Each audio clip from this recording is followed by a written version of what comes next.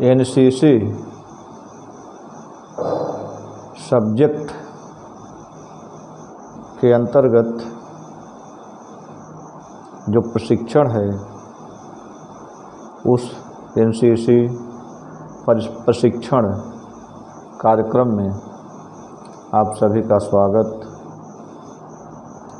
आज हम NCC subject के अंतर्गत यूनिटी इन डाइवर्सिटी, विविधता में एकता, इस विषय पर चर्चा करेंगे।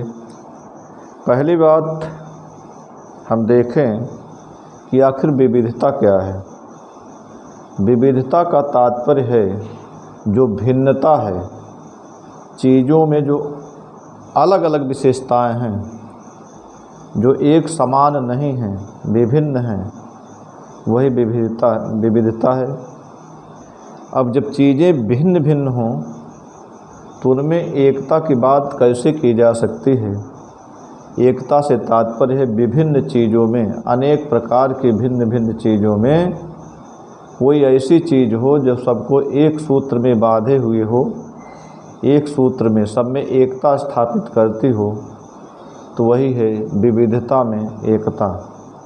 भारत के परिप्रेक्ष्य में यदि हम देखें तो भारत विभिन्न क्षेत्रों, धर्मों, संस्कृतियों और परंपराओं वाला एक बड़ा देश है। यहाँ कई भाषाएं बोली जाती हैं। भारत की विशाल आबादी, अनेक प्रकार के पंथों, रीत रिवाजों और रंगों वाले लोगों की आबादी है। यहाँ विभिन्न प्रकार के रीत रिवाजों को मानने वाले, विभिन्न रंग रूपों वाले लोग रहते हैं। भारत दुनिया का एकमात्र ऐसा देश है जहाँ विभिन्न धर्मों, जातियों, संप्रदायों से जुड़े हुए लोग विभिन्न भाषाओं, संस्कृतियों, रहन सहन, वेशभूषा, खान पान, विभिन्न देवी देवताओं की पूजा करने के बाद भी सौहार्द और सद्भाव के साथ, भाईचारे के साथ एक साथ रहते हैं। भारतीय अपने आप को एक माँ, भारत माँ की संतान मानते हैं और हम सभी भारतीय एक संविधान के द्वारा शासित होते हैं। यही कारण है कि हम सब कहते हैं कि हम भारतवासी विविधता में एकता है। विभिन्न प्रकार की एकताओं को, ये अनेक विविधताओं के होते हुए भी हम सब एक संविधान के द्वारा शासित होते हैं और एक भारत को एक राष्ट्र मानते हैं, एक देश मानते हैं और उसकी पूजा करते हैं। भारत के लोग अनेक विविधताओं के बावजूद एकता की भावना से बंधे हुए हैं। सबसे बड़ा मुख्य कारक है भारत का संविधान। कई अन्य संस्थाएं भी हैं जो देश में एकता के स्तंभ हैं। देश का प्रमुख युवा संगठन जो एनसीसी है, वह भी राष्ट्रीय एकता का सच्चा उदाहरण है। भारत की जो एकता है वह निम्नलिखित स्तरों पर देखी जा सकती है। हम आते हैं सबसे पहले भौगोलिक एकता पर। आप भी देखते रहें भौगोलिक एकता। मैंने नोट्स बनाया है, उसी के आधार पर उसको मैं व्याख्या करके आपको बता रहा हूँ। आप देखें। पहले देखते हैं भौगोलिक एकता। भौगोलिक एकता से तात्पर्य भूभाग से है। कहने का तात्पर्य है भौगोलिक रूप से, भौमिक रूप से भारत एक है। या आप ये कैसे कह सकते हैं, भारत में विभिन्न प्रांतों और विभिन्न भूभागों वाला देश है। कहीं एक तरफ ऊंचे पठार हैं तो कहीं नीचे मैदान हैं, समतल मैदान हैं। कहीं पर्वत है तो कहीं नदी घाटियां हैं और भारत को चारों तरफ से समुद्र घेरे हुए है। तो आप कैसे कह सकते हैं कि भौगोलिक रूप से भारत एक है।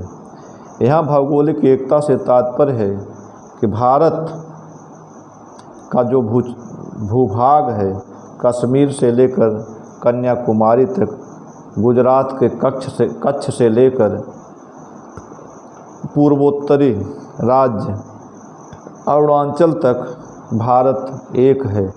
भारत के सभी वासी इस पूरी भौगोलिक एकता को अपना एक राष्ट्र मानते हैं, अपना देश मानते हैं।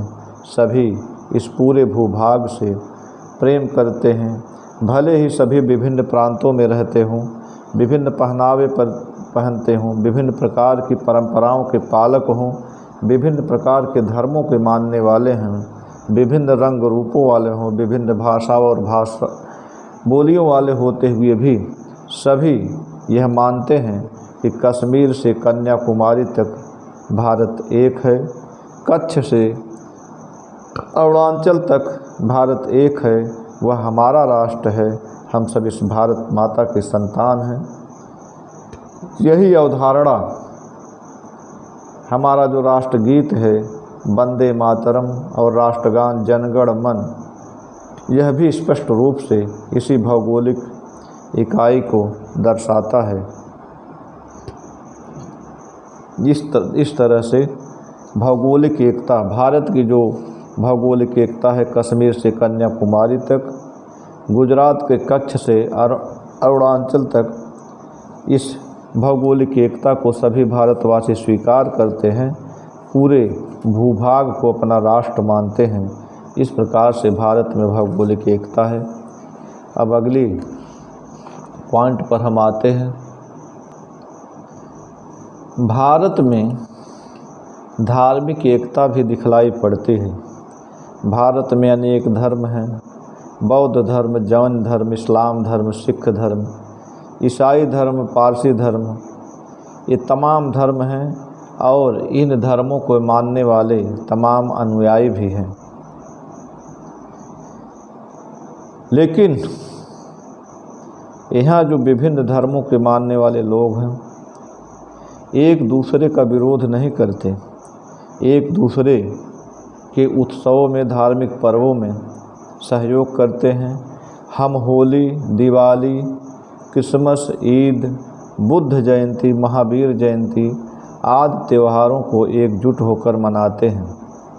हम सभी लोग, यह अनेकता में एकता प्रदान करता है। एक दूसरे धर्मों के उत्सव में भी व्यापक पैमाने पर लोग भाग लेते हैं, धार्मिक उत्सवों में सहयोग करते हैं और एक दूसरे के कर्मकांड में, धार्मिक आचरण में कोई बाधा नहीं डालते। यह भी भारत की एकता को दर्शाता है। इस प्रकार से भारत में धार्मिक एकता भी दिखलाई पड़ती है। अब हम आते हैं जातीय सह अस्तित्व।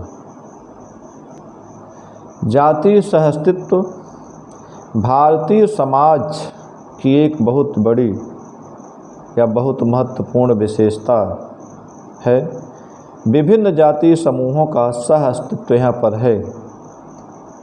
विभिन्न जातियों और समुदायों के सदस्य और विभिन्न धर्मों के मानने वाले खेतों, कारखानों और शिक्षण संस्थाओं में एक साथ आते हैं। नतीजतन विभिन्न संस्कृतियों को एक साथ मिश्रित किया गया है, जिससे उनके बीच एकता आ रही है।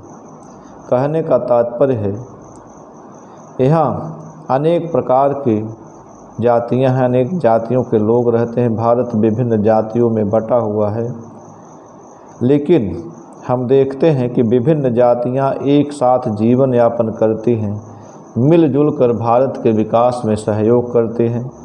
खेतों, खलिहानों में, कारखानों में, शिक्षण संस्थाओं में सभी जातियों के लोग, सभी धर्मों के लोग एक साथ काम करते हैं, एक साथ आते जाते हैं, एक साथ रहते हैं।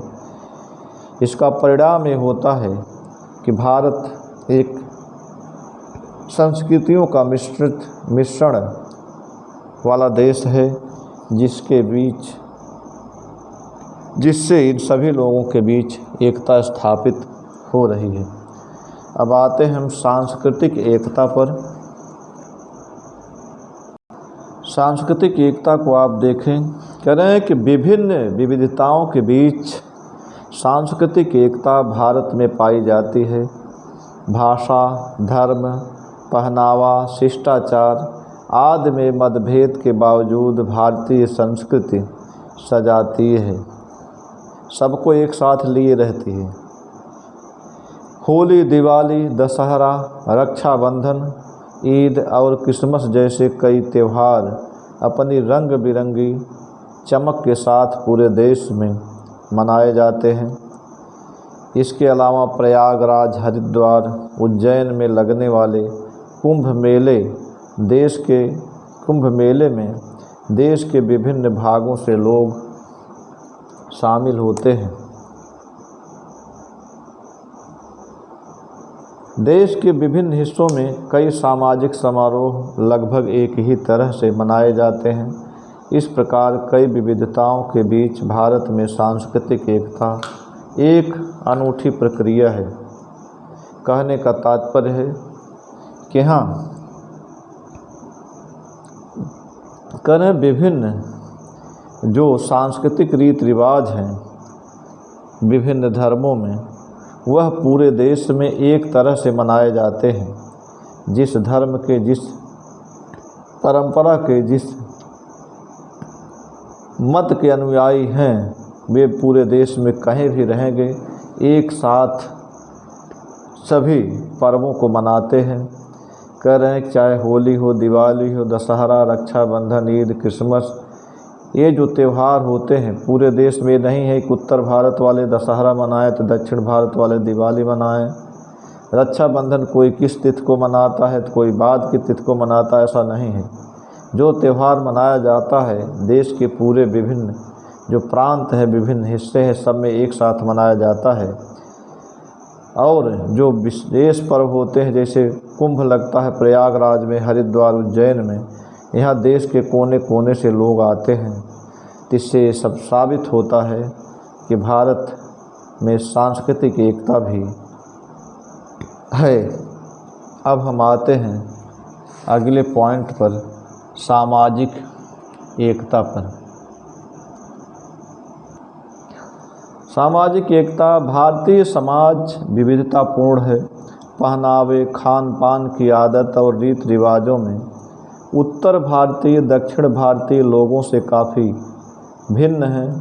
फिर भी कुछ सामान्य कारक हैं जो भारत के सभी समाजों का मार्गदर्शन करते हैं, जैसे मेहमानों का सत्कार, भिखारियों को भिक्षा देना, ज़रूरत के समय दूसरों की मदद करना, गरीबों, बेसहारा और ज़रूरतमंदों आदि के प्रति दया दिखाना हर भारतीय समाज में पाई जाने वाली कुछ सामान्य प्रथाएं हैं।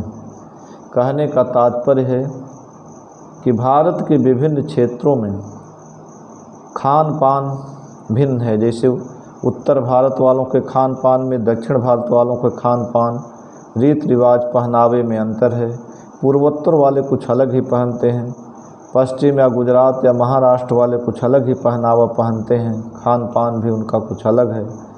फिर भी कुछ ऐसे सामान्य बातें हैं जो सामाजिक एकता को दर्शाती हैं, जैसे मेहमान नवाजी, भिखारियों को भिक्षा देना, ज़रूरत के समय दूसरों की मदद करना, गरीबों, बेसहारों और ज़रूरतमंदों आदि के प्रति दया दिखाना भारत के हर समाज में पाई जाने वाली सामान्य प्रथाएं हैं। इससे सिद्ध होता है कि भारत में सामाजिक एकता भी है। अब हम आते हैं राजनीतिक एकता पर।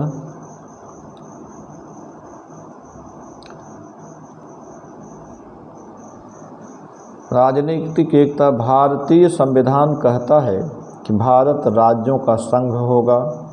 यह राजनीतिक एकता प्राचीन काल से है। चंद्रगुप्त मौर्य के नेतृत्व में पहली बार भारत को एक छतरी के नीचे एकजुट किया गया, एक शासक के अधीन लाया गया। अशोक, समुद्रगुप्त, हर्षवर्धन, अकबर और कई अन्य लोगों ने इसे बनाए रखा। भारत पर ब्रिटिश साम्राज्य के काल में भी देश के अंदर हर जगह कानून, दंड संहिताएं, प्रशासनिक कार्यों आदि की समानता के साथ आज की तरह इस राजनैतिक एकता को बरकरार रखा गया। कहने का तात्पर्य है, अंग्रेज लोग भी जब भारत में शासन करते थे तो जो कानून बनाते थे, जो नियम कानून बनाते थे, पूरे देश में एक समान लागू करते थे। इससे भी राजनीतिक एकता सिद्ध होती है। इस प्रकार राजनीतिक रूप से भारत एक बना रहा और एक बना हुआ है, भविष्य में भी एक रहेगा। कहने का तात्पर्य है कि भारत के लोग एक संविधान से शासित होते हैं। पूरे देश का जो सामान्य प्रशासन है, देश की राजधानी दिल्ली से जो केंद्र सरकार है, पूरे देश पर नियंत्रण करती है। देश के लिए वही कानून भारत की संसद बनाती है जो पूरे देश पर लागू होता है। और यह एकता कहते हैं कि प्राचीन काल से कायम है। चंद्रगुप्त मौर्य से लेकर आज तक यह राजनीतिक एकता बनी हुई है, आगे भी बनी रहेगी। अब आगे हम आते हैं भावनात्मक एकता पर। भावनात्मक एकता अपनी भूमिका निभाती है। भारत माता का नाम हमें एक साथ और करीब लाता है। विभिन्न भाषाओं और बोलियों के बावजूद वेदों की भाषा संस्कृत हम सभी को साथ लाती है, क्योंकि संस्कृत सभी भाषाओं की जननी है। हम सब भावनात्मक रूप से भी एक हैं। कहने का तात्पर्य है, हम अपने आप को भारत का वासी मानते हैं और भारत माता की संतान अपने आप को मानते हैं। इस भारत माता की एकता और अखंडता के लिए हर भारतवासी अपने प्राणों की आहुति देने के लिए तत्पर रहता है। भावनात्मक रूप से अपने देश भारतवर्ष से प्रेम करता है, चाहे वह उत्तर भारत का हो, चाहे दक्षिण भारत का, चाहे पूर्वोत्तर का, चाहे पश्चिमांचल का, कहीं का भारतवासी हो, वह भावनात्मक रूप से भारत को अपना देश मानता है, भारत माता कहता है और उसके लिए अपने प्राणों की आहुति देने के लिए तैयार रहता है। अतः भावनात्मक रूप से भी भारत एक है। अब हम आते हैं भारतीय दर्शन। कहते हैं कि जो भारतीय दर्शन है वह विभिन्न संस्कृतियों को एक साथ मिश्रित किया गया है। भारतीय दर्शन में भारतीय दर्शन जो 6 आस्तिक दर्शन हैं, 3 नास्तिक दर्शन हैं। इसमें जो दर्शन है वह भले कहें कि हिंदू दर्शन है, ऐसा नहीं है। इनमें सभी धर्मों के जो दार्शनिक विचार हैं सबको समाहित करते हुए, सबकी मान्यताओं को समाहित करते हुए एक अलग विचारधारा दर्शन में जोड़ी गई।